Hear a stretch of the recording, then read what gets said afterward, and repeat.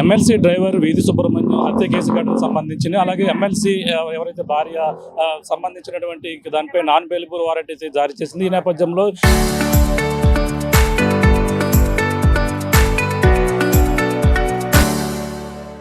ఈరోజు రాజమండ్రి సంబంధించిన జిల్లా కోర్టు అయితే సంచలన తీర్పు ఇచ్చింది. తనపై ఇచ్చినటువంటి నాన్ బెయిలబుల్ వారెంట్ని రద్దు చేస్తూ ప్రస్తుతం అయితే తీర్పు ఇచ్చిన నేపథ్యంలోనే దీనిపై ఏ విధంగా జరిగింది, గత 15 రోజులుగా తన భార్య లక్ష్మీ దొరకపై జరిగినటువంటి విచారణలో ఎటువంటి విషయాలు వచ్చాయో మరిన్ని విషయాలు తెలుసుకునేందుకు ప్రస్తుతం అడ్వకేట్ ఎవరైతే ఉన్నారో ముప్పల సుబ్బారావు గారు మాట్లాడదాం. సార్ చెప్పండి, ఈ తీర్పు ఏమి ఇచ్చిందని, ఇప్పుడు దీనిపై ముందుకు ఏ విధంగా వెళ్ళబోతున్నారు?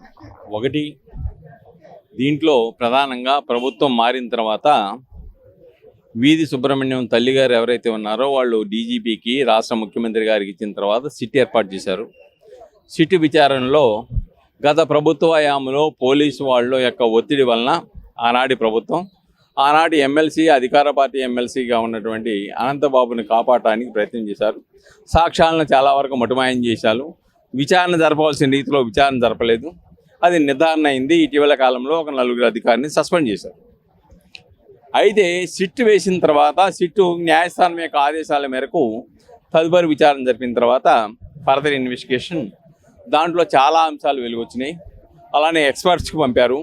ఆ రిపోర్ట్లు వచ్చినాయి. రిపోర్ట్లు వచ్చిన తర్వాత అనంతబాబు యొక్క భార్య దాంట్లో లక్ష్మీ దుర్గా ఆమె పాత్ర ఉన్నది అని ఎక్స్పర్ట్స్ ఒపీనియన్ కూడా నిర్ధారణ అయిన తర్వాత కాల్ డేటా రికార్డులు నిర్ధారణ అయిన తర్వాత ఈ ఆమెను ఎగ్జామ్ చేయడానికి అనేక పర్యాలు ప్రయత్నం చేశారు. ఆమె దొరకలేదు. ఇచ్చిన నోటీసులు వాళ్ళ ఇంట్లో కుటుంబ సభ్యులకి ఇస్తే హైకోర్టుకి వెళ్ళి దొరకకుండా విచారణకు సహకరించాల. చివరికి సప్లిమెంటరీ ఛార్జ్షీటు వేశారు టైంలోపుగా. సప్లిమెంటరీ ఛార్జ్షీట్లో అనంతబాబు యొక్క భార్యని ముద్దాయిగా రెండో ముద్దాయిగా పెట్టేసి దాంట్లో ముద్దాయి పరారులో ఉన్నారు, అందుబాటులో లేదు, విచారణకు సహకరించలేదని చెప్పిన మీదట దాని ప్రకారం ఆ యొక్క SC/ST కోర్టు వారు నాన్ బెయిలబుల్ వారెంట్ ఇచ్చారు. దాని మీద హైకోర్టుకు వెళ్ళారు. హైకోర్టు వారు మేము నాన్ బెయిలబుల్ వారెంట్ని మేము రద్దు చేయం, కింద కోర్టు నిర్ధారిస్తుందని చెప్పేసి కింద కోర్టుకు పంపారు. కింద కోర్టుకు పంపిన తర్వాత అలానే పోలీసు వాళ్ళ దగ్గరికి కూడా వెళ్ళలేదు కాబట్టి పోలీసులు సహకరించమంటే 16 నుంచి 30 వరకు వాళ్ళకి విచారణ హాజరయ్యారు. అయితే ఏమీ సహకరించలేదని పోలీసు వాళ్ళు స్పష్టంగా చెప్తున్నారు. విచారణ సహకరించకుండా ఒక తీవ్రమైన నేరంలో ఒక దళిత యువకుడిని 31 గాయాలు 3 అంతర్గత గాయాలు చేసి డోర్ డెలివరీ చేసి చలామణి ఆ కేసులో ముద్దాయి దొరకలేదని ఛార్జ్షీట్లో పరారులో ఉన్నారని నాన్ బెయిలబుల్ వారెంట్ ఇచ్చారు. దాంట్లో ఈ రోజున న్యాయస్థానం 50,000 జామీందారుతో 2 షూరిటీలు అలానే సాక్షులకి అలానే బాధిత కుటుంబానికి రక్షణ కల్పించమని చెప్పేసి అలానే పోలీసు వాళ్ళు రక్షణ కల్పించిన సమాచారాన్ని 5 రోజులు ఇవ్వాలని, తర్వాత 10-15 రోజులకు కూడా ఆ సమాచారం న్యాయస్థానానికి అందజేయాలని, సాక్షులను ప్రభావితం చేయకూడదని, కోర్టుకు సహకరించాలని చెప్పేసి ఆదేశాలు ఇస్తూ ఈ రోజున ఆ నాన్ బెయిలబుల్ వారెంట్ని ఉపసంహరించుకున్నారు. ఈ అంశం కనుక పబ్లిక్కి తెలిస్తే పబ్లిక్ స్పందన ఎలా ఉంటుందంటే, ఎవరినైనా మనం చంపేసి పోలీసు వాళ్ళు దొరకకుండా ఉంటే ఛార్జ్షీట్ వేస్తారు, నాన్ బెయిలబుల్ వారెంట్ ఇస్తారు. కాబట్టి తర్వాత నాన్ బెయిలబుల్ వారెంట్ని రద్దు చేయమని అడిగితే రద్దు చేస్తారు. అంటే ఇది జనాల్లో నేర సంస్కృతిని పెంచడానికి ధనబలం, అంగబలం, అధికార బలం ఉన్న వాళ్ళకి చట్టాలు చుట్టాలా అని సంకేతాలు ఇవ్వబోతున్నాయి. ఇది చాలా ప్రమాదకరమైన సంకేతాలు ఇస్తుందనేది వాస్తవం. కాబట్టి ఏదేమైనప్పుడు కూడాను సుప్రీంకోర్టు జోక్యంతో నవంబర్ 30వ తారీఖు లోపుగా ఈ కేసును పరిష్కరించాలి, ప్రత్యేక సీనియర్ న్యాయమూర్తిని నియమించాలి అని ఏదైతే చెప్పారో అది తప్పనిసరిగా జరుగుద్ది. డెఫినెట్గా నవంబర్ 30వ తారీఖు కేసు విచారణ జరిగితే లోపుగా తీర్పు అయిపోద్ది. కాబట్టి దానికి కావాల్సిన చర్యలు పర్యవేక్షించడానికి హైకోర్టుకు ఆదేశాలు ఇచ్చారు. ఏదేమైనప్పుడు కూడాను న్యాయ పోరాటం ఆగదు. నేరం చేసిన ముద్దాయిళ్ళు దళితుల్ని అతి కిరాతకంగా చంపి డోర్ డెలివరీ చేసి బెయిల్ తర్వాత ఊరేగింపులు జరుపుకున్నటువంటి వ్యక్తులను ప్రోత్సహించే వాళ్ళని చట్టం జాప్యం జరగవచ్చేది తప్ప చట్టం చూస్తూ ఊరుకోదు. డెఫినెట్గా మా న్యాయ పోరాటం కొనసాగుద్ది. డెఫినెట్గా దళిత యువకుడిని అతి కిరాతకంగా చంపిన వ్యక్తుల్ని చూస్తూ ఊరుకునే పరిస్థితి ఏం లేదు. సిట్ ఆదేశాలతో 15 రోజుల పాటు విచారణ జరిగింది ఆమె పైన. ఆ విచారణలో ఎటువంటి విషయాలు బయటకు రావడం జరిగింది? ఆమె విచారణకి సహకరించింది అనుకోవచ్చండి. ఆశ్చర్యకర విషయం, హైకోర్టు ఆదేశాల ముందు సహకరించలేదు విచారణకి. హైకోర్టు ఆదేశాల ప్రకారం విచారణ సంస్థకు హాజరైన తర్వాత కూడా ఎటువంటి సమాచారం ఇవ్వాల.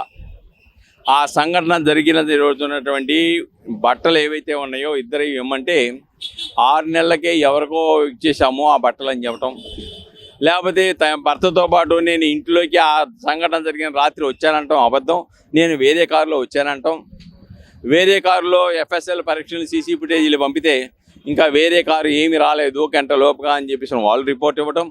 అలానే వివి కుమార్ గెస్ట్ హౌస్ దగ్గర ముద్దాయి అనంతబాబు భార్య వీధి సుబ్రహ్మణ్యం అక్కడ సీసీ ఫుటేజ్లో దొరకడం, అక్కడ అవి కూడా ఎవరు వీళ్ళని చెప్పేసి ఎఫ్ఎస్ఎల్కి పంపితే వీళ్ళే వాళ్ళు అని చెప్పేసి వాళ్ళు రిపోర్ట్ ఇవ్వటం. అలానే కాల్ డేటాతో అనేక పర్యాయాలు ఎవరెవరికి మాట్లాడిందో ఈమె ఆ సమాచారం, టెక్నికల్ ఎవిడెన్సు, కాల్ డేటా రికార్డులు, సాక్షి ఇచ్చినటువంటి సాక్ష్యాలు, లాస్ట్ సీన్ థియరీ క్లియర్గా దీంట్లో కనబడతా ఉంది. ముద్దాయిల మీద పరిపూర్ణమైన సాక్ష్యాలతో సిట్టు ఆధారాలతో న్యాయస్థానంలో ఉంచింది. డెఫినెట్గా దీంట్లో తప్పించుకోవడానికి అవకాశాలు లేవు. కుటుంబ సభ్యులు ఎటువంటి రక్షణ కావాలని కోరడం జరుగుతుంది? ఒకటి, వాళ్ళు ఇందాక వచ్చినప్పుడు చెప్పినప్పుడు గత వారం రోజుల నుంచి అదృశ్యమైన వ్యక్తులు, మొహాలు గతంలో మేము చూడలేని వ్యక్తులు కారులో తిరగటం, అక్కడ తిరగటం, మేము చూసేటప్పటికి ఫోన్ మాట్లాడినట్టుగా వ్యవహరించడం చేస్తామన్నారు. మాకు భయం వేస్తూ ఉంది. అంతేకాకుండా వాళ్ళ తండ్రి గారిని కూడా కారు గుద్దేసి వెళ్ళిపోయింది. ఆ కారు ఎవరిదో తెలియదు. ఇప్పుడు తెలుస్తుంది ఏమైనా వీళ్ళే మాకు అటువంటి ప్రమాద సంకేతాలు ఇస్తున్నారా అని చెప్పేసి. కాబట్టి దాన్ని కూడా న్యాయస్థానం గుర్తించి వాళ్ళకి రక్షణ కల్పించాలి. 5 రోజుల్లో ఏం రక్షణ కల్పించాలో రిపోర్ట్ ఇవ్వాలంది. 15 రోజులకు ఒకసారి ఆ యొక్క సాక్షుల్ని కుటుంబ సభ్యులకి రక్షణ కల్పిస్తూ ఏమేమి చర్యలు తీసుకున్నారు, ఏంటి పరిస్థితి అని రిపోర్ట్ కూడా ఇవ్వాలని చెప్పింది.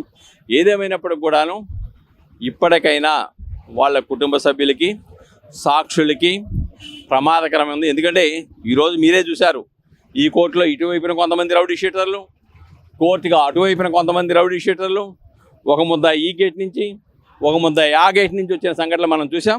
అంతేకాదు కాకినాడలో అనంతబాబు యొక్క భార్యని విచారణకు హాజరవుతున్నప్పుడు కూడా అక్కడ కూడా రౌడీ షీటర్లు మీడియాని బెదిరించిన సంఘటనలు మా దృష్టికి వచ్చినాయి. అది ఎస్పీ గారి దృష్టికి తీసుకువెళ్ళాం. కాబట్టి ఇప్పుడే ఈ పరిస్థితుల్లోనే ఇంతమంది రౌడీ షీటర్లు, అరాచక శక్తులు న్యాయస్థానాన్ని చుట్టుముడుతూ ఉంటే రేపు నాడు వాళ్ళ పరిస్థితి ఏంటని అగమ్యగోచరంగా కనబడతా ఉంది. దాన్ని దీంట్లో జరిగేటువంటి రక్షణ, దీంట్లో జరిగే న్యాయం ప్రాతిపదికగా పేద ప్రజలకు న్యాయ వ్యవస్థ మీద నమ్మకం ఉండాలా లేదా నిర్ధారించబోతోంది. ఈ పరిస్థితి ప్రస్తుతం ఏదైతే ఈ యొక్క జరిగినటువంటి ఘటనలో ఎమ్మెల్సీ అనంతబాబు భార్య లక్ష్మీ దుర్గపై అయితే ప్రస్తుతం నాన్ బెయిలబుల్ వారెంట్ జారీ చేసిన నేపథ్యంలో దాన్ని అయితే రద్దు చేసినటువంటి పరిస్థితి ఉంది. రద్దు చేస్తూ తనకైతే పూచీకత్తుల మీద 50,000తో పాటు 2 సాక్షులు మొత్తం పూచీకత్తులు ఇస్తూ కూడా తీర్పిచ్చింది. ఈ నేపథ్యంలోనే వాళ్ళకి సంబంధించినటువంటి ఏవైతే ఆ పాస్పోర్ట్ కాబట్టి ఇవన్నీ కూడా సరెండర్ చేయాలి. అంతేకాకుండా ఇక్కడ కుటుంబ సభ్యులు ఎవరైతే వాళ్ళకైతే రక్షణ కల్పించే విధంగా పోలీసులు, ఈ యొక్క సూపరింటెండెంట్ ఆఫ్ పోలీసులు కూడా ఆ కోర్టు అయితే ఆదేశాలు అయితే జారీ చేసింది. ఒక విధంగా చెప్పాలంటే ఈ రోజు జరిగినటువంటి తీర్పులో అలాగే ఈ యొక్క ఎమ్మెల్సీ అనంతబాబు భార్య లక్ష్మీ దుర్గకి అయితే కొంచెం ఊరట లభించిందని మనం ప్రధానంగా చెప్పొచ్చు. కానీ ఏదేమైనా ఈ కేసులో తుది గెలుపు ఈ యొక్క బాధితులు ఏదైతే జరిగినటువంటి ఘటనలో అనంతబాబుకు సంబంధించిన వ్యవహారంలో వాళ్ళకి శిక్ష పడే వరకు కూడా ఏదైతే ఇటీవల చిట్టు విచారణలో అన్ని ఆధారాలు ఉన్నాయి. 15 రోజుల పాటు జరిగినటువంటి విచారణలో అన్ని విషయాలు కూడా బయటకు వచ్చినటువంటి పరిస్థితి. అలాగే టెక్నికల్ ఎవిడెన్స్ అన్ని కూడా పూర్తిగా దాచేయడంలో ఏటుగా ఆరోపణలు ఎదుర్కొంటున్నటువంటి లక్ష్మీ దుర్గ కీలకంగా ఉందని కూడా చెప్పుకొస్తున్నారు. ఏదేమైనా ఈ యొక్క జరగబోయే తుది తీర్పులో గెలుపు మాదే అంటూ కూడా పూర్తిగా బాధితులకు న్యాయం జరుగుతుంది, అలాగే వాళ్ళకి శిక్ష పడుతుందని కూడా సీనియర్ న్యాయవాది అలాగే ముప్పల సుబ్బారావు గారు చెప్తున్న పరిస్థితి ప్రధానంగా ఉందని చెప్పాలి. ఇది కొన్న తాజా పరిస్థితి. కెమెరాలతో ప్రకాష్ RTV రాజమండ్రి నుంచి.